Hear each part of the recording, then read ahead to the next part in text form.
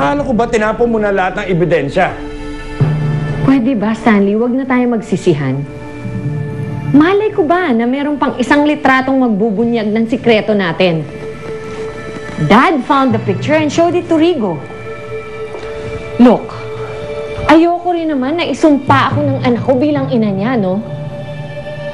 Kung nakita niya ang litrato, we can't deny it anymore. Eh, paano kung makita niya? Sabi ko na nga ba, nandito ka na. Rigo, nasabi na sa akin ng mami mo.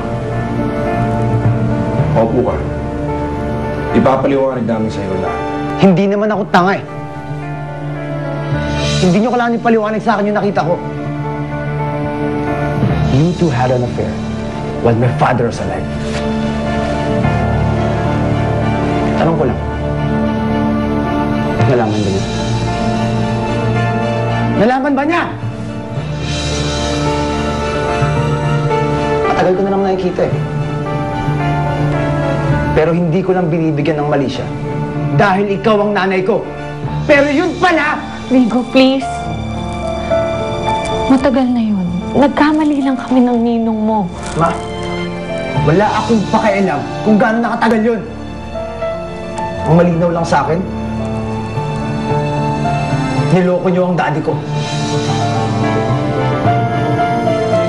You had an affair. Kaya niyo siya pinatay. Tama ba?